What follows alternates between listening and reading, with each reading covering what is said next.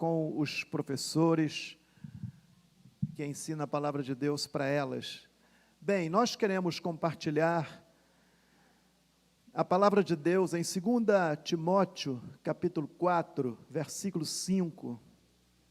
2 Timóteo, capítulo 4, versículo 5. Abram as suas Bíblias. Segunda carta do apóstolo Paulo ao jovem pastor Timóteo, capítulo 4, versículo 5. Vamos ficar de pé em louvor à palavra de Deus. Versículo 5, então, de 2 Timóteo, capítulo 4. Mas tu, sê sóbrio em tudo, sofre as aflições, faze a obra de um evangelista, cumpre o teu ministério. Vamos orar? Lemos, Pai Santo, a tua palavra. Agora precisamos que o Senhor nos fortaleça e nos inspire para falar ela com eficácia.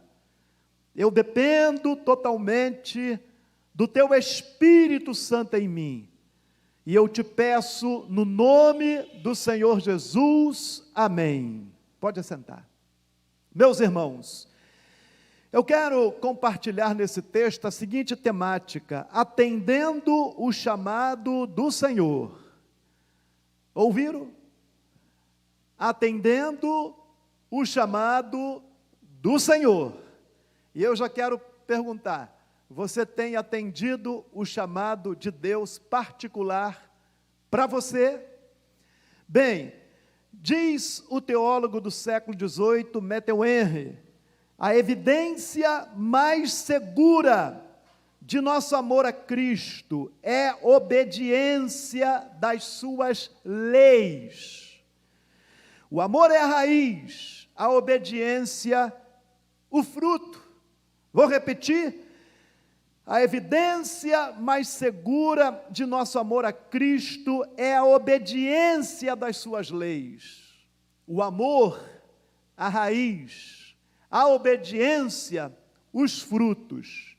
Meus irmãos, por causa dessa obediência, por causa deste amor a esta obra, é que o apóstolo Paulo sofreu de forma tão intensa, devido ao amor que ele tinha para com o Senhor, devido à obediência que ele tinha para com o Senhor, em cumprir o chamado, em atender o chamado de Deus para a sua vida.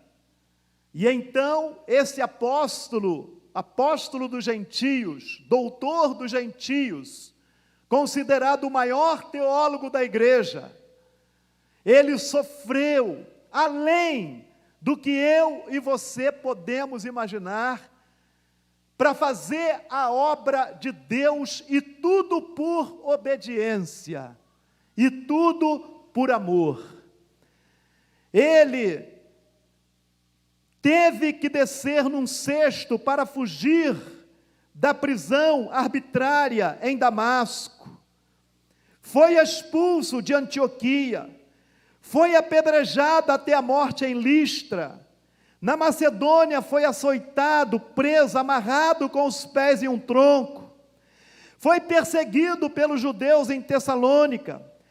Quase linchado quando pregava em Éfeso contra outros deuses, quase morto após ser espancado em Jerusalém, sofreu um naufrágio diante de uma tempestade quando ia preso para julgamento em Roma, picado por uma cobra na ilha de Malta, sem contar o espinho na carne, sem contar o abandono de todos quando estava preso na sua última prisão em Roma. Mas esse homem, meus irmãos, ele, por amar ao Senhor, ele nos deixa um legado extraordinário. E agora, quando ele escreve essa palavra aqui, novamente ele está preso em Roma, diante da perseguição do imperador Nero à igreja. Naqueles dias, 67 provavelmente depois de Cristo, quando Nero incendeia Roma no ano 64 e põe a culpa nos cristãos, e então naquele tempo estava havendo uma perseguição generalizada em todo o Império Romano. A primeira grande perseguição a nível mundial diante da igreja, que anteriormente já vinha sofrendo perseguição pelos judeus, mas agora é um tempo de uma perseguição atroz, porque muitos cristãos, por amor a Deus, por crer no céu, na ressurreição para a vida, crendo na salvação em Cristo, enfrentavam a morte, não negavam a sua fé, tendo em vista o país celestial, tendo em vista renunciar os manjares do mundo para fazer a vontade do Senhor. E muitos deles não negavam a fé e eram mortos, açoitados, entregues às feras. Outros eram crucificados e eram pintados com pinche, incendiados. Enfim, segundo os historiadores, era um tempo difícil. Nesse mesmo tempo, 2 cartas foram escritas, a segunda a Timóteo e a primeira carta do apóstolo Pedro. Todas essas 2 cartas, tanto o apóstolo Paulo como o apóstolo Pedro, escreveram um pouquinho antes de eles serem martirizados, estavam presos em Roma, e a igreja sendo perseguida atrozmente pelo imperador. E então, o apóstolo Paulo fala para o seu íntimo amigo, o jovem pastor Timóteo, para que diante daquele quadro de perseguição, de luta intensa, permanecesse firme, cumprisse o ministério, fosse fiel. Ah, meus irmãos, então, quando nós observamos o contexto que eles estavam vivendo naqueles dias, nós vemos então que a igreja de Cristo foi chamada para atender um chamado ministerial, individual, na vida de cada crente. E esse texto que eu li para vocês, nos traz 4 conselhos, para que a gente possa cumprir o chamado ministerial, que é individual para cada crente. O primeiro conselho que eu vejo no texto que eu li, baseado em todo esse contexto de perseguição, o primeiro conselho, a partir do versículo 5, o que é que diz? Mas tu, Timóteo, seja sóbrio em tudo. Mas tu, Timóteo, seja sóbrio em tudo. Que conselho é esse, meus irmãos? O primeiro conselho que eu vejo então, é que nós precisamos ter vigilância total na nossa vida de servos de Deus. Eu e você precisamos estar atentos. Não podemos então, diante desse chamado, sermos negligentes, sermos relaxados, sermos desobedientes, sermos incrédulos ao chamado individual, ministerial que Deus tem na sua vida, que Deus tem na nossa vida. Nós precisamos estar atentos. Nós precisamos ser vigilantes nesse chamado, para que o diabo não nos engane, para que o diabo não lance seta no nosso coração, na nossa mente de incredulidade e desestimule eu e você a cumprirmos esse chamado. Por isso ele fala: ó Timóteo, seja sóbrio em tudo, seja vigilante em tudo. Disse William Gurnall, Coloque uma proteção forte ao redor de seus sentidos. Eles são os campos de pouso de Satanás, especialmente os olhos e os ouvidos. Entender essa profundidade dessa frase? Coloque uma proteção forte ao redor dos seus sentidos. Eles são os campos de pouso de Satanás, especialmente os olhos e os ouvidos. Meus irmãos, então, a igreja precisa ser vigilante quanto à oposição do diabo.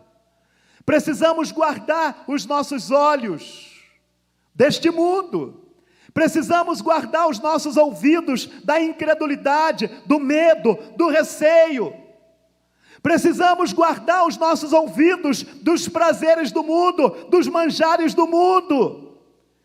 Thomas Fuller, ele disse: nossos olhos, quando fitam objetos pecaminosos, estão fora de sua vocação e da guarda de Deus. Entenderam? Os meus olhos, os seus olhos, quando a gente fixa esses nossos olhos carnais em objetos pecaminosos, eles estão fora da vocação e da proteção e da guarda de Deus. Meus irmãos, nós precisamos estar com os nossos olhos fitos no Deus vivo, no Senhor dos Senhores, no Rei da Glória, naquele que nos salvou, naquele que está conosco, naquele que nos perdoou, naquele que nos ama, naquele que tem todo o poder no céu e na terra. Colocando o Senhor Jesus na frente, não há barreira, não há impedimento que possa impedir de eu e você cumprir o ministério. Então, os nossos olhos têm que ser direcionados. Os nossos olhos precisam estar fitos no Rei da Glória. Os nossos olhos precisam contemplar a glória de Deus. Ele falou: a mim me é dado todo o poder no céu como na terra. E ele falou para o apóstolo João na ilha de Pátimas: eu fui morto, mas agora eu estou vivo. E tenho as chaves da morte e do inferno. Ele tem autoridade sobre o poder do inferno. O apóstolo Pedro fala que ao Senhor Jesus estão sujeitos as potestades, estão sujeitos os principados, as autoridades, tudo está debaixo dos pés dele. E ele, irmãos, anda no meio da igreja dos 7 candeeiros. E Ele conhece as nossas obras, Ele é onisciente, Ele é onipotente, maravilhoso. Por isso o apóstolo Paulo naquela prisão não estava sozinho, mesmo abandonado pelos irmãos, mas ele sabia que o Rei da Glória estava ali, e na prisão ele estava atendendo o ministério pastoral na sua vida, amados. Então, os nossos olhos precisam olhar para o Rei da Glória. Hebreus 12:2, olhando para Jesus, autor e consumador da nossa fé. Onde você tem fixado os seus olhos? Você tem colocado os seus olhos onde? Nos prazeres deste mundo? Ou você tem fixado os teus olhos nas artimanhas do diabo, se impressionado com o diabo, e deixado que venha a incredulidade no teu coração? Ah, meus amados, nós precisamos colocar os nossos olhos fitos no Senhor. O Jó, no meio do sofrimento, ele falou algo para os seus amigos muito interessante. Ele disse assim: fiz aliança com os meus olhos, como que eu contemplaria as donzelas? Em outras versões, como que eu fixaria os meus olhos nas donzelas? Pois se eu fiz aliança com os meus olhos, com o Deus vivo. Aleluia, irmãos. Meus amados, então, nós, para cumprirmos o chamado ministerial, nós precisamos ser vigilantes. Sabe por quê? Quando eu e você fomos regenerados, o Espírito Santo nos libertou da escuridão, transformou as nossas vidas. Ele nos vivificou, estando nós mortos em delitos e pecados. Mas, meus irmãos, entendam, o Espírito Santo não aniquilou o velho homem, a velha mulher. O Espírito Santo não aniquilou a natureza pecaminosa humana. Apenas o Espírito Santo vivificou o nosso espírito ou alma, a nossa parte material, trouxe vida para a nossa alma ou espírito. E agora o Espírito Santo, quando nós obedecemos, amamos, nos comprometemos com o Senhor e andamos no Espírito, aí nós mortificamos pelo Espírito Santo em nós o velho homem. Mas enquanto isso, há uma briga entre a carne e o Espírito. Um se opõe ao outro. O Espírito Santo reviveu o nosso espírito e move no nosso espírito para as coisas de Deus, mas o velho homem está presente. O velho homem move ao contrário, o velho homem não crê, o velho homem fica desanimado, o velho homem olha para este mundo, o velho homem se entretete com as coisas deste mundo, o velho homem quer curtir o mundo.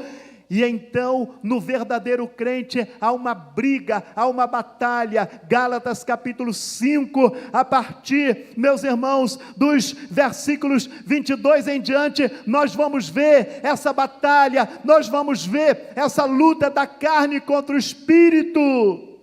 E aí, gente, nós então precisamos lutar intensamente contra a nossa natureza pecaminosa, porque senão a gente não consegue cumprir o chamado. 2 Timóteo 2:22, aí no contexto, diz assim: foge também das paixões da mocidade, segue a justiça, a fé, o amor e a paz com os que de um coração puro invocam ao Senhor. Foge também das paixões da mocidade. 2 Pedro 2:11 vai falar assim: amados, vos exorto como peregrinos e forasteiros, que vos abstenhais das concupiscências da carne, que combatem contra a vossa alma.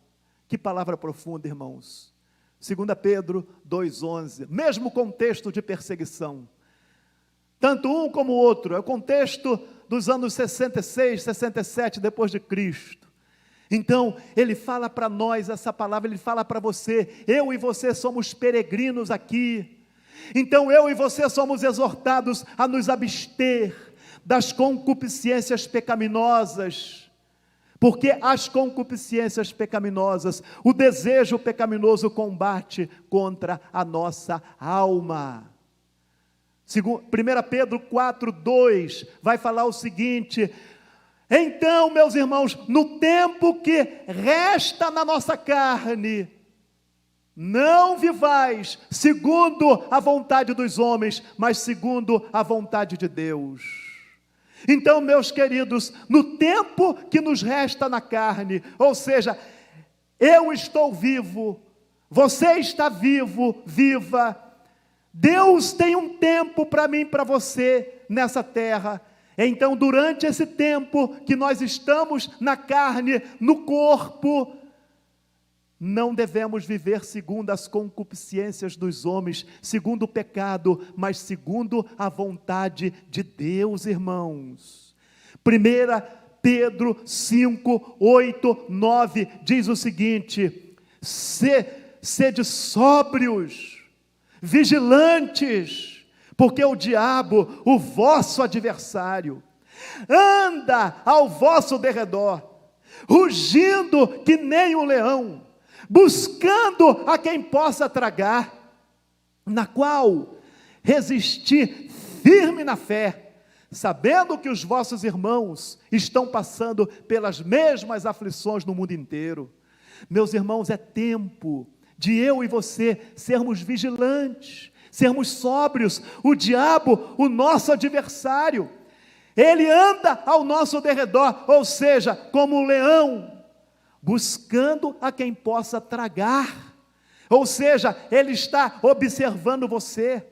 Se você dá brecha, se você é desobediente, se você é incrédulo, ele te prende com os prazeres do mundo, ele te inibe para as coisas de Deus, ele é sutil, ele anda ao nosso derredor, porque ao nosso redor, a Bíblia diz que o anjo do Senhor acampa-se ao redor daqueles que o temem e os livra. Entendeu, irmãos? Então, a igreja de Deus deve ter discernimento, deve viver em sobriedade, em vigilância, para cumprir esse ministério. Jerônimo, famoso teólogo da igreja, ele diz que a vida do cristão é um estado santo. E o segundo conselho que eu quero destacar, para que eu e você atendamos então o chamado de Deus, o chamado ministerial, para mim e para você. O segundo conselho é que precisamos, meus irmãos, por amor ao Senhor, suportar as aflições referentes ao ministério. Meus irmãos, eu e você precisamos suportar as aflições referentes ao ministério, é isso mesmo. Veja o que diz a parte C, a parte B do versículo que eu li. A parte A, mas tu se sobra em tudo. Agora a parte B, o que é que diz? O que é que diz aí, gente? Deixa a Bíblia aberta no texto. O quê? Sofre as aflições. Meu irmão, minha irmã, o Espírito Santo está falando nessa noite para mim e para você. Para a gente cumprir o chamado, precisamos sofrer as aflições. Para servir ao Senhor, tem luta. Para servir ao Senhor, tem batalha. Meus irmãos, mas é nas batalhas que nós crescemos, é nas batalhas que nós temos as maiores experiências com Deus, é na batalha que Deus lapida a nossa pedra preciosa para Ele. Amém? Então, ele está falando aqui, sofre as aflições. Então, o segundo conselho que nós temos aqui, é que nós precisamos aprender a suportar as aflições, referente ao ministério. E eu pergunto para vocês, o apóstolo Paulo tinha tudo ou não para abandonar o ministério, para parar o ministério, estando preso, sendo açoitado, passando por tudo que ele já passou, fome, sede, naufrágio, prisões, espinho na carne, abandono. Ele tinha ou não tinha tudo para abandonar o ministério, meus irmãos, mas no entanto, ele fala para Timóteo, o jovem pastor, filho na fé dele, para que Timóteo suportasse as aflições, meus irmãos. E naquele tempo então, era um tempo de aflição, era um tempo de perseguição contra a igreja. E se naquele tempo você olhasse para as lutas, para a perseguição, você abandonaria a fé, como muitos abandonaram a fé naqueles dias. Ah, meus amados, como diz o escritor aos Hebreus, que nós não resistimos até o sangue, ou seja, eu e você ainda não resistimos o pecado, o mundo, o diabo, até o sangue, até a morte. Qualquer coisinha, as pessoas já deixam a Cristo, qualquer coisinha, já abandonam a igreja, qualquer coisinha, não querem mais fazer a obra de Deus. Meu irmão, minha irmã, nós temos um galardão no céu, nós temos uma herança no céu. Meu irmão, minha irmã, os anjos quiseram fazer essa obra, Deus deu para você, você é um privilegiado, eu e você somos um privilegiado. Agora tem luta, tem batalha, mas Ele falou que não nos deixa, Ele falou que está conosco em cada luta, em cada batalha. Jamais vos deixarei e jamais vos desampararei, porque aquele que vem a mim, de maneira alguma eu o lançarei fora. Eu e você, meus irmãos, temos 366 citações na Bíblia de Deus para mim e para você: não temas. Então, meus irmãos, é tempo de nós, meus queridos, estarmos atentos a esses conselhos. Robert Murray, ele disse: o crente deve ser conhecido não apenas por sua paz e alegria, mas também por suas lutas e tristezas. Você é conhecido por lutas e tristezas na obra de Deus? Meus irmãos, tem um documento da igreja no século IV, nos concílios, que diz que naquelas reuniões cada participante tinha cicatrizes no corpo, diante das perseguições, mas não abandonavam a fé por nada. Como o apóstolo Paulo fala a esse jovem Timóteo, pastor: eu sei em quem eu tenho crido, Ele é poderoso para guardar o meu depósito. 2 Timóteo 3, 10, 11, 12 diz assim: tu, porém, tens seguido a minha doutrina, modo de viver, intenção, fé, longanimidade, amor, paciência. Verso 11: perseguições e aflições, das quais me aconteceram em Antioquia, em Icônio e em Listras, quantas perseguições sofri, e o Senhor de todas me livrou. Verso 12: e também todos os que piamente querem viver em Cristo Jesus padecerão perseguição. Se eu e você queremos viver aliançados com Deus, se eu e você queremos ser fiéis ao Senhor, nós vamos incomodar as trevas, nós vamos brilhar nas trevas, e as trevas vão querer nos atacar, e por isso nós vamos ter batalha. Mas, meus irmãos, que coisa maravilhosa é você na batalha sentir o gozo de Deus, a unção de Deus, a presença de Deus contigo, Deus guerreando, Deus batalhando, Deus confundindo os adversários, Deus mostrando para mim, para você, que Ele é Deus na nossa vida, que Ele é Deus de plano, que Ele é Deus de montanha, que Ele é Deus do céu, que Ele é o Senhor dos senhores, que Ele é soberano sobre todas as coisas. Então, gente, nós precisamos entender essas verdades para cumprir o ministério. 2 Timóteo 2, 3, tu sofre as aflições como bom soldado de Cristo. Vou repetir: tu, pois, sofre as aflições como bom soldado de Cristo. O bom soldado de Cristo sofre aflições, irmãos. O bom soldado de Cristo, ele aguenta o pau, porque ele sabe que maior é o que está com ele.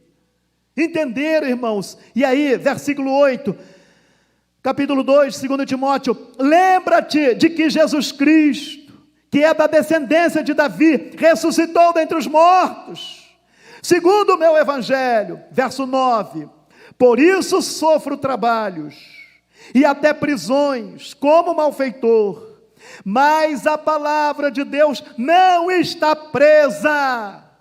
Portanto, tudo sofro por amor dos escolhidos, para que também eles alcancem a salvação que está em Cristo Jesus, com glória eterna.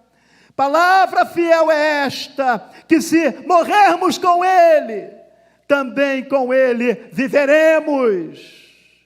Se sofrermos, também com Ele reinaremos. E se o negarmos, também Ele nos negará. Se formos infiéis, Ele permanece fiel, não pode negar-se a si mesmo, meus irmãos. Se tivermos que morrer pelo Evangelho, então, meus irmãos, se morrermos com Ele, também com Ele viveremos. Se sofrermos também com Ele, reinaremos. Agora, se o negarmos, também Ele nos negará, meus irmãos. E aí? 1 Pedro 4, 12 a 14, no mesmo contexto de perseguição. Não estranheis a ardente provação que vem sobre vós, como que se coisa estranha estivesse acontecendo, mas alegrai-vos pelo fato de serdes participantes dos sofrimentos de Cristo, para que na manifestação da sua glória vos alegreis e vos regozijeis juntamente com Ele. Se pelo nome de Cristo sois envergonhados, bem-aventurados sois vós, porque sobre vós repousa o Espírito da glória do Deus Altíssimo. Entender, irmãos, porque que eu e você sofremos quando somos fiéis, sofremos para fazer a obra de Deus. Amém, amados? Terceiro conselho, parte C do versículo 5, do capítulo 4. O que é que diz a parte C? Leia aí para mim. Perfeito. Faze o quê? A obra de um evangelista. Então, o terceiro conselho, para mim e para você cumprirmos o ministério que Deus nos deu, é para que eu e você, irmãos, realizemos a obra de um evangelista, ou seja, eu e você, o conselho do Espírito Santo é que eu e você continuemos a pregar o evangelho. Continuemos a anunciar o evangelho, porque só o evangelho salva. Só o evangelho liberta, só o evangelho é o poder de Deus para a salvação do que crê, só o evangelho de Deus transforma o ser humano, só o evangelho de Deus traz refrigério ao ser humano, só o evangelho de Deus é que liberta o ser humano do reino das trevas, só o evangelho de Deus é que pode restaurar o ser humano, trazer perdão, trazer cura, trazer salvação, trazer vida eterna. E a igreja tem esse chamado. Minha irmã, meu irmão, você foi chamado para pregar o evangelho de Deus. Você tem pregado o evangelho de Deus. Para cima um pouquinho do capítulo 4, versos 1 e 2, o que é que diz? Conjuro-te, pois, diante de Deus e do Senhor Jesus Cristo, que há de julgar os vivos e os mortos na sua segunda vinda no seu reino. Verso 2, o que é que diz, irmãos? Perfeito. Que pregues o quê? A palavra. Instes a tempo e fora de tempo, gente. Corrijas, repreendas, exortes com toda a longanimidade e doutrina. Meu irmão, minha irmã, Ele mandou eu e você pregar a tempo e a fora de tempo. Ou seja, Ele mandou eu e você pregarmos de todas as formas, de todas as maneiras. Eu e você temos uma riqueza na mão. Eu e você somos embaixadores do Deus vivo na terra. Eu e você somos representantes do Deus vivo na terra. Meu irmão, minha irmã, nós temos um chamado maravilhoso nessa terra. E aí, nós não podemos calar os nossos lábios. Nós podemos, irmãos, pregar o evangelho hoje através das redes sociais. Use as redes sociais da nossa igreja. Eu coloco mensagem do WhatsApp 2 vezes na semana, coloco outros pastores que a gente sabe que é homem de Deus, para que vocês transmitam essa palavra, nos ajude a pregar essa palavra. Hoje nós podemos alcançar o mundo inteiro num relâmpago através das redes sociais, gente. Então, meus irmãos, nós precisamos ser obedientes, conforme eu comecei essa mensagem. Nós precisamos obedecer, nós precisamos mostrar para Deus que nós realmente amamos a Ele, porque quem ama obedece, Quem ama, guarda a palavra dele. Então, nós precisamos entender isso. Nós precisamos atender o chamado que Deus tem para mim e para você, meus irmãos. Nós temos que romper com o sono espiritual, temos que romper com desânimo, temos que romper com cadeias, temos que romper com impedimentos, temos que romper com embaraço, temos que romper com toda oposição. A Bíblia fala, o apóstolo Paulo fala ao jovem Timóteo aqui: o bom soldado de Cristo não se embaraça com os negócios deste mundo, mas procura fazer a vontade daquele que o arregimentou para a guerra. Eu e você fomos alistados para a guerra, eu e você fomos chamados para a guerra, eu e você somos guerreiros do Senhor, eu e você somos atleta de Deus, eu e você somos soldado de Deus, eu e você somos servo de Deus, eu e você somos instrumento de Deus na terra. Então nós precisamos buscar Deus e pedir a Deus: Senhor, aquece-me, Senhor, fortalece-me, Senhor, eu quero pregar o teu evangelho. No meio das lutas, no meio da impossibilidade, no meio da oposição, no meio da batalha, no meio da guerra, mas você e eu somos obedientes e não podemos parar. Amém, irmão? Sabe por quê? Se nós pararmos, ele disse que as pedras clamarão, meus irmãos, e as pedras estão clamando, sabia? A gente passa, quando a gente viaja, a gente vê os versículos bíblicos em pedras: vinde a mim todos que estáis cansados e oprimidos. As pedras estão clamando literalmente. Ele procura pessoas que queiram ficar na brecha entre ele e essa terra, para que ele possa salvar essa terra, meus irmãos. Atos dos Apóstolos, capítulo 1, versículo 8: mas recebereis poder ao descer sobre vós o Espírito Santo, e ser-me-eis testemunhas, Jerusalém, Judeia, Samaria e até os confins da terra. Irmãos, a igreja recebeu autoridade, recebeu poder do Espírito Santo, capacitação, unção. 1 João 2,20: mas vós tendes a unção do Santo. Ou seja, nós temos a virtude, o dunamis, que explode as trevas. Lucas 10,19, é isso mesmo? Lucas 10,19, quando os discípulos voltaram da missão, e que os demônios se submeteram a eles, eles ficaram admirados. Jesus falou: não se alegre porque os demônios se submetem, mas porque os vossos nomes estão escritos no livro da vida. Eis aí vos dei autoridade sobre todo o poder do diabo, e nada vos causará dano algum. Irmãos, eu e você temos toda a autoridade sobre todo o poder das trevas, e nada pode nos causar dano algum, a não ser por algum propósito de Deus na minha vida e na sua vida.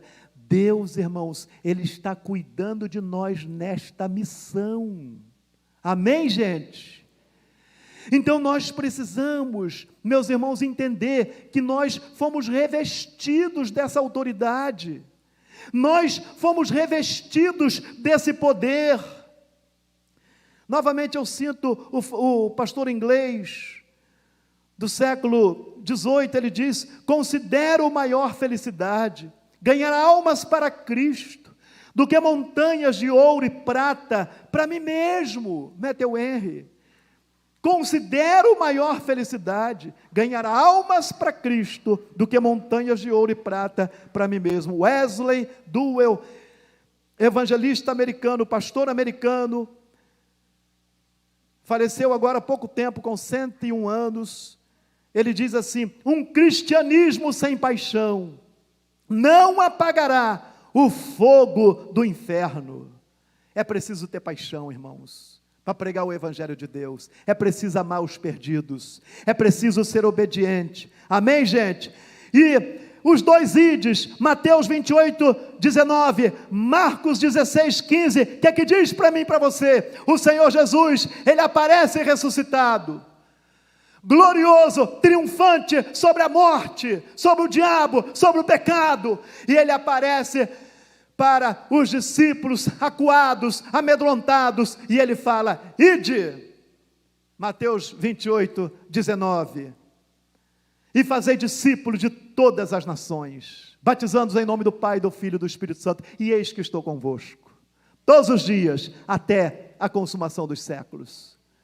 Amém, irmãos? Marcos 16, 15, ide, portanto, pregai o Evangelho a toda criatura. Aquele que crê e for batizado será salvo. A igreja de Atos, ela entendeu isso. E ela evangelizou o mundo antigo todo.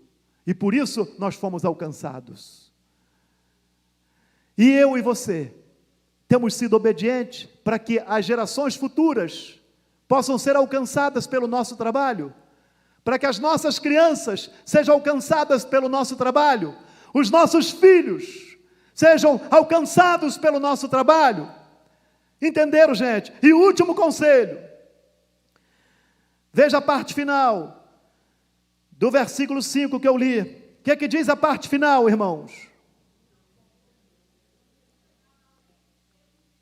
Muito bem, de novo. Aleluia. Cumpre plenamente, cabalmente, excelentemente o teu ministério. Ou seja, o quarto conselho que o apóstolo Paulo dá ao jovem pastor Timóteo é que ele deva exercer no meio da perseguição, no meio da oposição, das impossibilidades, que ele deva exercer plenamente o ministério que Deus deu a ele e a você e a mim. Meu irmão, minha irmã, você tem cumprido plenamente esse ministério, ou você tem feito de desentendido, ou você tem sido alheio a isto, ou você está falando assim: isso não é comigo, isso é com o pastor, é com o diácono, é com o presbítero. Não, irmãos, o ministério é para todo crente é um sacerdote de Cristo. A Bíblia fala, 1 Coríntios 12, 4 a 6, que há diversidade de ministérios, há diversidade de serviço, há diversidade de dons, mas, meus irmãos, um só, é o mesmo Espírito que opera particularmente a cada um, visando aquilo que é proveitoso. Então, a igreja de Deus tem ministérios, Deus te deu dons espirituais, Deus te capacitou com o Espírito Santo, e agora Ele te dá a unção para você exercer o teu ministério na igreja local. Você tem exercido algum ministério na igreja local? Você tem se envolvido com os grupos caseiros da igreja local? Você tem se envolvido com os ministérios locais da igreja local? Você tem se envolvido com os cultos de adoração? Quarta-feira aqui no templo, domingo de manhã, a escola dominical que está falando sobre desigrejados, e que nós temos sentido a falta de tantas pessoas. Você tem estado atento a esse chamado? Gente, quando as pessoas falam Jesus está voltando, é uma grande realidade, irmãos. Ele vai voltar como um ladrão, exatamente como nós estamos vivendo. Muitos não estão preparados, muitos não estão levando a sério, muitos estão dormindo espiritualmente, como nos dias de Noé, dançavam, faziam festas, se banqueteavam, zombavam até mesmo, e Noé entrou na arca e se salvou somente ele, a sua esposa, as suas 3 filhas e os seus genros, apenas 8 almas, e o mundo antigo todo pereceu pela desobediência. Entenderam? Gente, é sério pra caramba. 2 Timóteo 2,15, que fala? Procura apresentar-se diante de Deus como obreiro aprovado, que maneja bem a palavra da verdade. E aí? Presta atenção em mim aqui, gente. Você tem se apresentado como obreiro aprovado, que maneja bem a palavra da verdade, ou não? Procura apresentar-te como obreiro aprovado, que maneja bem a palavra da verdade, gente. 2 Timóteo 1, 6 a 9, o que diz? Por cujo motivo te lembro, que despertes o dom de Deus, que existe em ti, pela imposição das minhas mãos. Porque Deus não nos deu espírito de temor, mas de fortaleza, e de amor, e de moderação. Agora verso 8, portanto, não te envergonhes do testemunho de nosso Senhor, nem de mim, que sou seu prisioneiro. Antes, participa das aflições do Evangelho, segundo o poder de Deus, que nos salvou e chamou com uma santa vocação, não segundo as obras, mas segundo o seu propósito eterno e graça, que nos foi dada em Cristo Jesus, antes dos tempos dos séculos. Meu irmão, que coisa profunda! Antes dos tempos dos séculos. Você sabe o que é isso? Antes dos tempos dos séculos. Na eternidade passada, antes de haver mundo, antes de haver universo, a Trindade Santa, o Deus Pai, o Deus Filho, o Deus Espírito Santo, Ele já nos conheceu. Estávamos projetados, e agora, na plenitude dos tempos, Ele enviou o seu Filho nascido de mulher, para nos resgatar da maldição da lei, nos trazer vida e nos enviar. Assim como o Pai me enviou, eu vos envio a vós. Meu irmão, minha irmã, nós fomos salvos e somos enviados, e fomos chamados com uma santa vocação, segundo o propósito dele para comigo e para com você. Antes de haver mundo, Ele já te conheceu. E aqui fala da predestinação, da eleição. Tanto calvinistas como arminianos entendem dessa forma. Antes de haver mundo, Ele já nos conheceu. E antes de haver mundo, os arminianos vão falar que Ele viu que eu e você respondemos ao chamado dEle. Então Ele já nos elegeu, antes de haver mundo. Gente, que coisa fantástica. E agora, nós estamos vivendo, irmãos, esse tempo de Deus, na minha vida, na sua vida. Que coisa fantástica que Deus tem nos dado. Você imaginaria que você seria um servo de Deus? Olha para trás. Você e eu vivíamos como inimigos de Deus. Falávamos mal dos crentes. Não gostávamos dos crentes. Deus foi tão misericordioso para comigo e para com você. Ele teve piedade de nós, Ele nos arrancou do engano. Eu lembro que quando eu dava aula de capoeira, estava lendo a Bíblia e Deus estava falando comigo, e eu falando assim para Deus: olha Deus, o Senhor sabe que eu amo a capoeira é a minha vida. Já pensou, Deus, se eu deixar a capoeira para te servir? Olha Deus, eu sou o cara, né? Poxa, eu achando que estava falando muita coisa. Pobre do miserável de pecador que era eu, desgraçado de um pecador que era eu. Ele teve misericórdia de mim, misericórdia. Mas não é só de mim não, de você também. Amém, amados? Gente, é tempo da gente se levantar e romper com o desânimo, romper com cadeias. O tempo está próximo. O tempo está próximo, gente, não há tempo a perder. É tempo, meus irmãos, o apóstolo Paulo estava preso, muitos estavam morrendo, mas por causa desse chamado, eles enfrentavam a morte, tendo em vista o galardão eterno. O que você quer? Você quer sofrer no inferno uma eternidade, longe de Deus, e viver os prazeres do mundo? Não querer ser perseguido, desobedecer a Deus, agradar o diabo? E aí, irmãos? E eu termino a minha palavra. Você tem atendido o chamado de Deus? Fiquemos de pé. Fiquemos de pé. É sério, irmãos. O negócio é sério. Não é brincadeira não ser crente. Mas é a melhor coisa do mundo que tem. Entenderam ou não? Feche seus olhos. Feche os seus olhos.